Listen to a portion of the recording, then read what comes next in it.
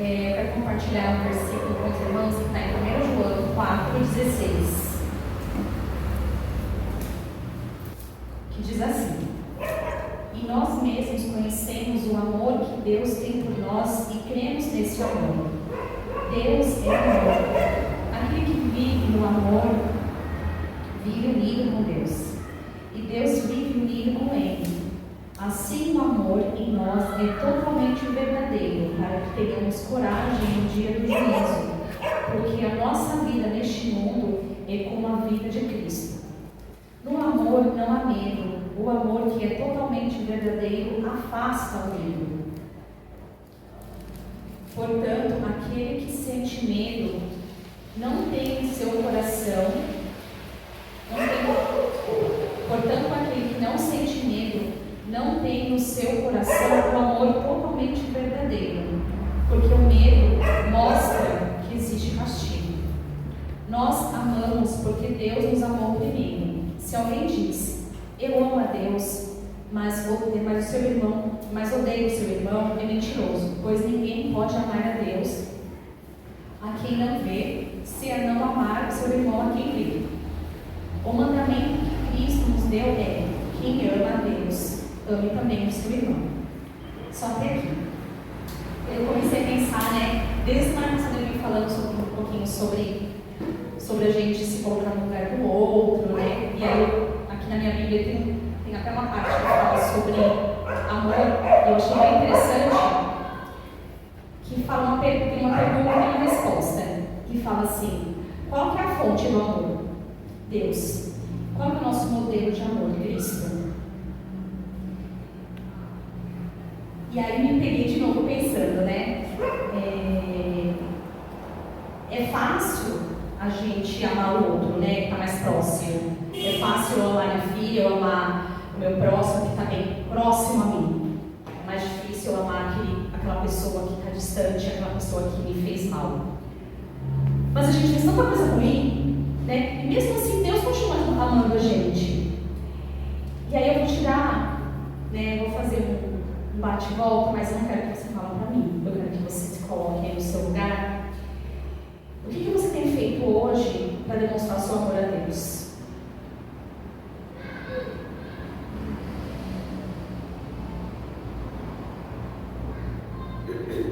Eu acho que Deus merece mais do que a gente tem feito. Muito mais. Deus deu a sua maior, posso dizer assim, a sua maior riqueza, que é um filho. Por nós, tão pecadores, tão pequenos. E mesmo assim, diante de tudo que a gente continua fazendo, Deus nos ama.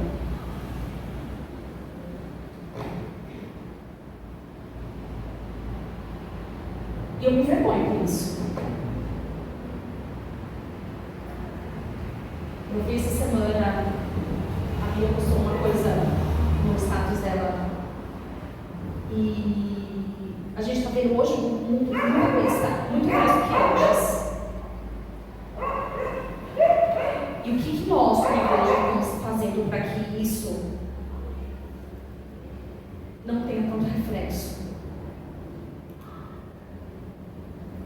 A gente não pode se posicionar do mesmo jeito que o mundo se posiciona. Não somos melhores, mas sermos diferentes. O que a gente tem feito como igreja?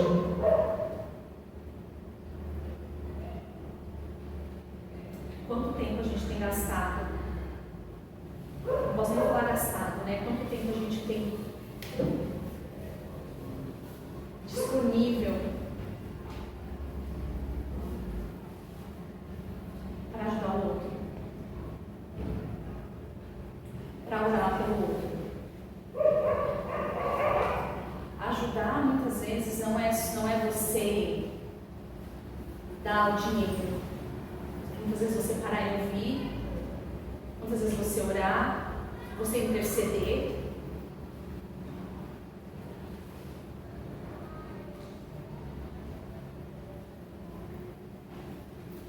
Qual que é a nossa posição como igreja hoje? eu vinha pensando qual palavra que eu ia falar hoje, né? E eu lembro. E eu falei, pai, eu não sentia que eu tinha que falar aí, que era aquilo que o Senhor queria que eu falasse.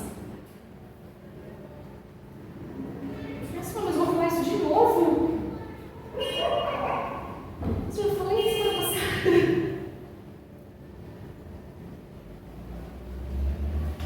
Eu sei que vai ficar só aqui.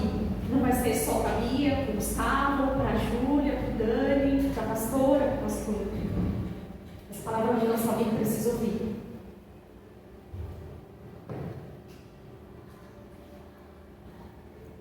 Acho que a gente tem que se posicionar diferente. Orar mais, não sei. Quem direciona é Cristo, quem direciona é Deus. Mas a gente só vai ter direção quando a gente, a partir do momento que a gente começar a orar mais, para conseguir entender e saber o que Deus quer conosco. Quando a gente tiver mais intimidade com o Senhor. Porque se a gente não escutar o que o Senhor tem a nos falar, a gente não vai saber o que Ele quer conosco.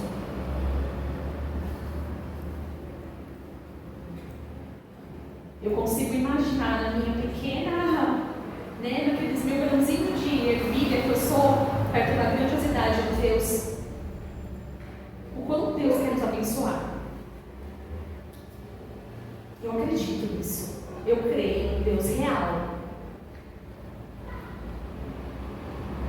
Eu creio que Deus tem muito mais do que isso que a gente vive hoje.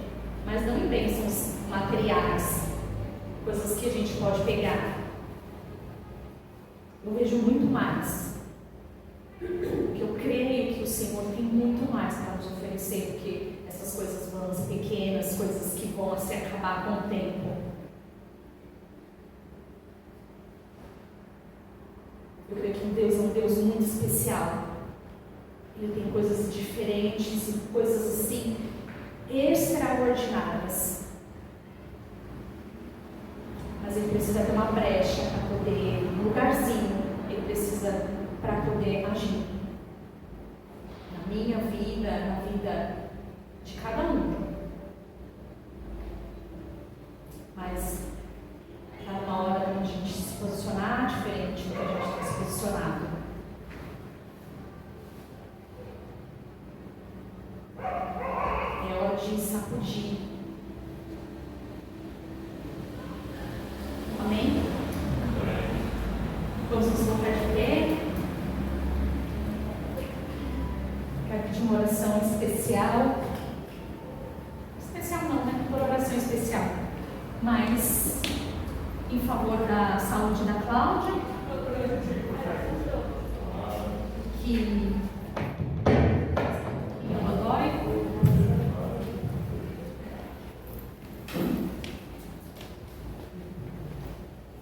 Sim.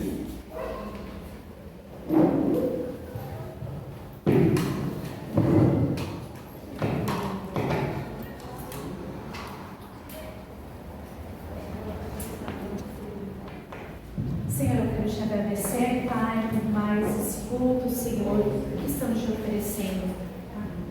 Quero te pedir primeiramente, Pai, em favor a Cláudia, Senhor, que não está aqui, Senhor.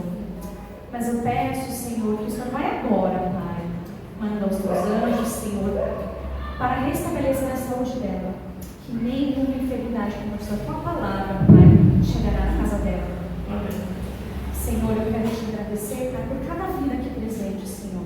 Por cada irmão aqui, Senhor, que está aqui, Pai, quero ouvir a tua palavra. Que quer sair daqui diferente, Senhor, de como entrou.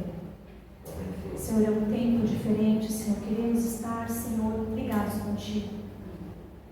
Queremos ser uma igreja, Pai, totalmente mudada.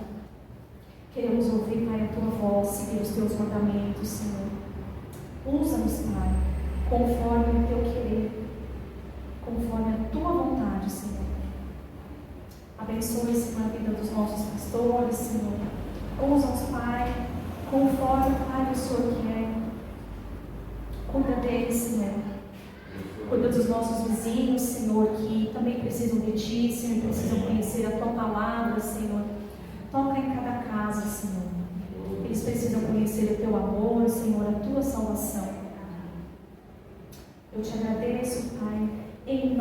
Jesus. Amém.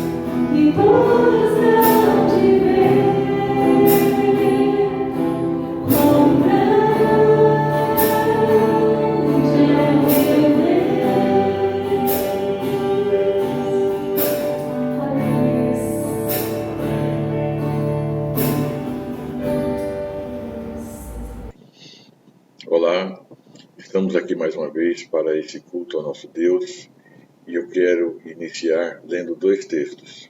O primeiro está em Tiago, capítulo 5, versículos 19 e 20, que diz o seguinte: Queridos irmãos, se algum de vós se desviar da verdade e alguém o reconduzir a ela, lembrai-vos disto: quem ajudar um pecador a se arrepender do seu mau caminho, salvará da morte essa alma e contribuirá para o perdão de uma grande multidão de pecados.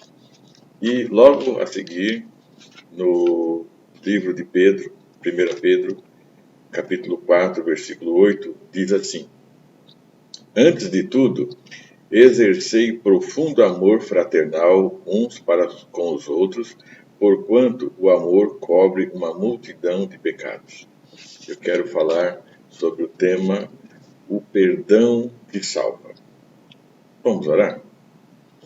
Senhor, nós te agradecemos por estarmos aqui, por passarmos esse tempo juntos, diante da tua palavra, diante da tua presença, e que essa palavra, Senhor, a tua palavra, possa entrar em cada vida, em cada alma, e fazer aquilo que lhe apraz. Te agradecemos, em nome de Jesus. Amém.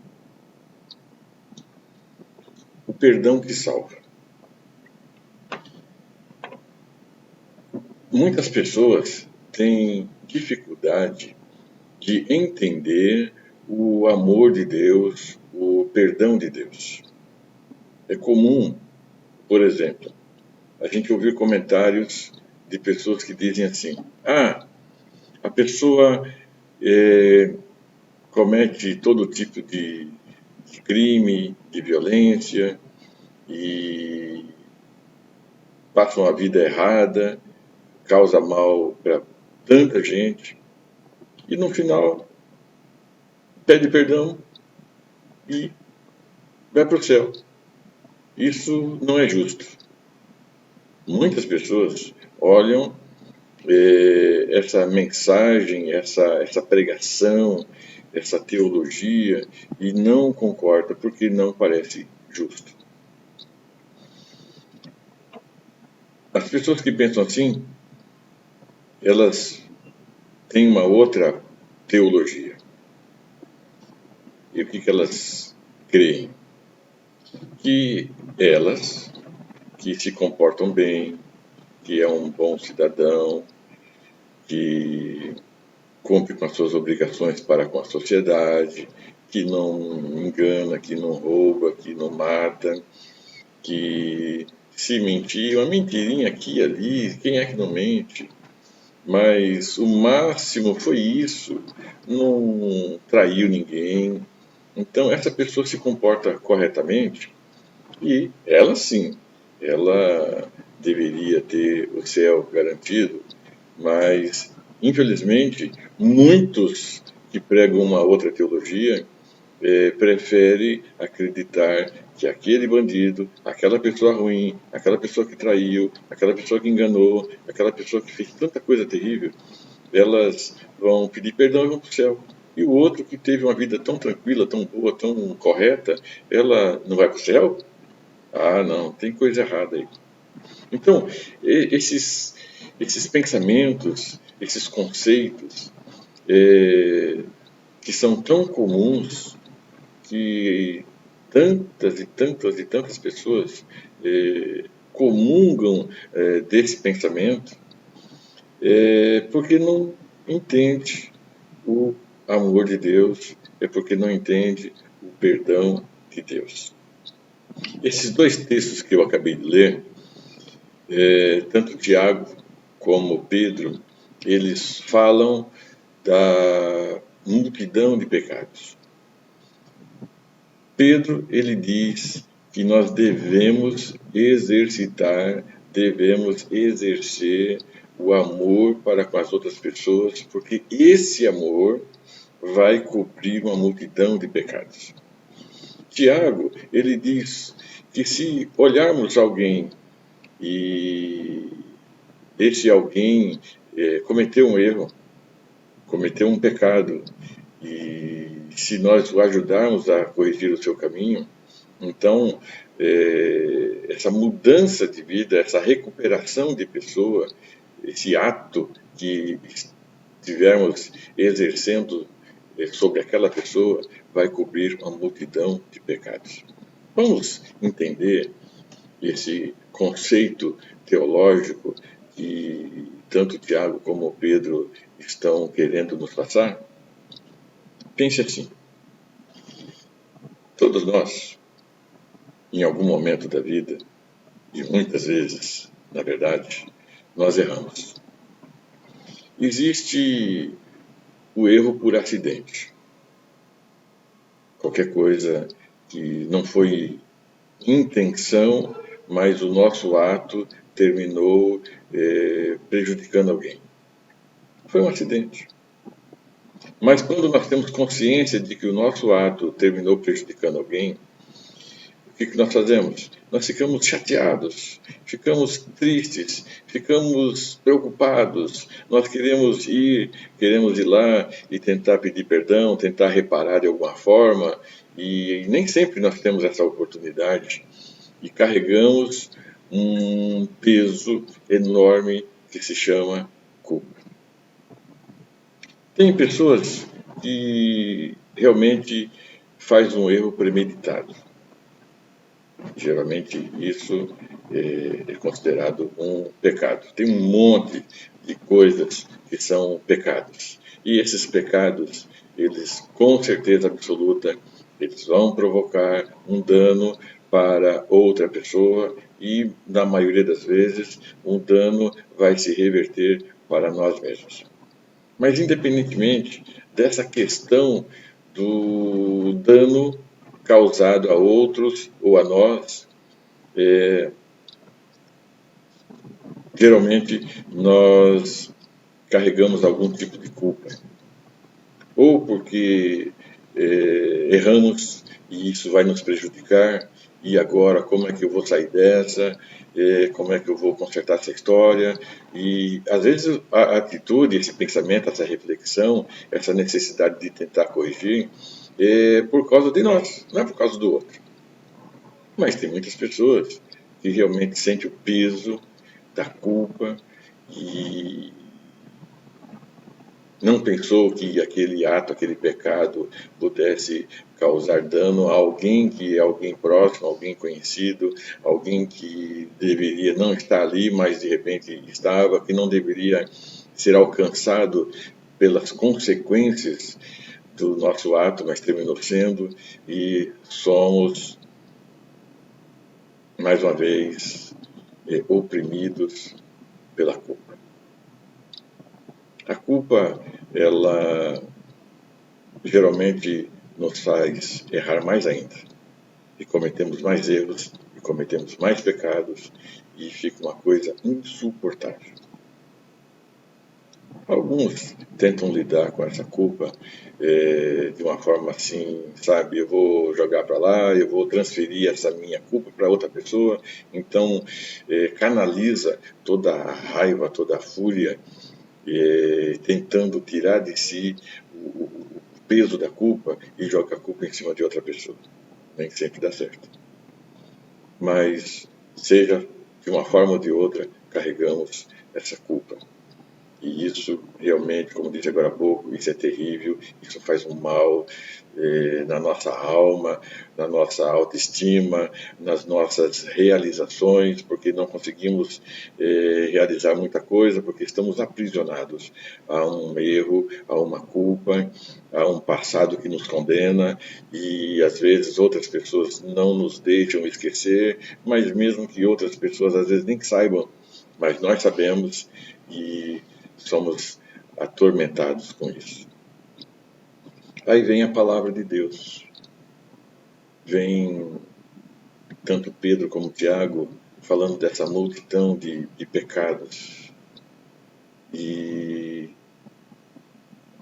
diz Pedro que devemos amar.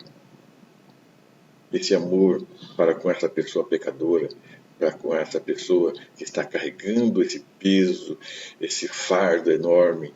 Esse amor vai livrá-la desse peso, dessa culpa, desse pecado.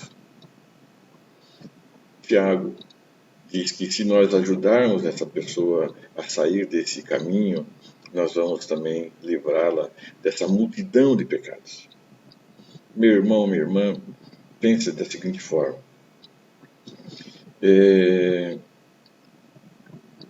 Para a gente amar e para a gente ajudar a outra pessoa, nós temos que passar pelo caminho, pela porta estreita do perdão. Nem sempre estamos dispostos a perdoar. Principalmente se nós sofrermos as consequências do erro, do ato, do pecado daquela pessoa. Ou se alguém muito próximo de nós sofrer as consequências do erro, do ato, do pecado daquela pessoa. É difícil perdoar. Mas a palavra de Deus nos estimula a perdoar, a ajudar, a amar. E quando o poder de Deus, quando o poder da palavra de Deus, ela entra na nossa alma a ponto de conseguirmos perdoar, de conseguirmos amar e chegarmos até ela e ajudá-la, esse alívio do perdão que nós estamos aplicando sobre ela, esse alívio do amor que ela está recebendo e ela muitas vezes sabe que não merecia. E por que nós estamos fazendo isso? Por uma questão muito simples. Porque a palavra de Deus, ela entrou em nós em tal profundidade que nos fez amar, que nos fez perdoar e que nos torna dispostos a ajudar aquela pessoa. E quando ela sente isso, ela não apenas se alivia da dor da consciência, não apenas se alivia da condenação a autocondenação que ela está sofrendo, e ela consegue nos olhar, consegue ver Deus através de nós, consegue aceitar o nosso perdão, o nosso amor e, por consequência, aceitar o perdão e o amor de Deus. E quando ela aceita esse amor e esse perdão de Deus, ela vai passar por uma outra porta, a porta do arrependimento, e esse arrependimento é justamente quando ela não apenas pede perdão para nós, ou pede perdão para quem ela provocou o dano, mas ela vai pedir perdão a Deus por tudo aquilo que ela fez, e ela vai receber esse perdão de Deus. E João, na sua primeira carta, capítulo 1, versículo 9, diz que se nós confessarmos os nossos pecados, Deus é fiel e justo, não apenas para nos perdoar os nossos pecados, mas também para nos purificar de toda injustiça. Então, quando ajudamos alguém a passar por essa porta do arrependimento, e ela realmente, de coração, com sinceridade, ela busca Deus e ela pede perdão, ela recebe o perdão de Deus. Ela vai mudar de vida. Ela vai mudar de direção. Então, aquele caminho que ela estava antes caminhando, que a afastava de Deus e a levava para o inferno, de repente ela muda esse caminho e ela segue o outro caminho, o caminho da aproximação de Deus, que vai levar para o céu. E quem que contribuiu para todo esse processo? Eu e você. E por que fizemos isso?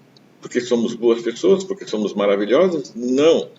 Porque a palavra de Deus entrou em nós e nós deixamos a palavra de Deus também nos transformar e também praticar e também amar e também perdoar e também estarmos dispostos a ajudar aquela pessoa. Esse ato que nós recebemos de Deus, do amor de Deus, do perdão de Deus, quando Jesus veio e pagou o preço para que pudéssemos ter uma reconciliação com Deus. Deus, de uma forma tão maravilhosa, nos usa para ajudarmos outra pessoa a aceitar e a reconhecer e a viver o perdão e o amor de Deus. Meu irmão, minha irmã, isso é lindo, isso é tremendo. Somos cooperadores de Deus no processo de resgatar uma alma que está perdida. Por quê?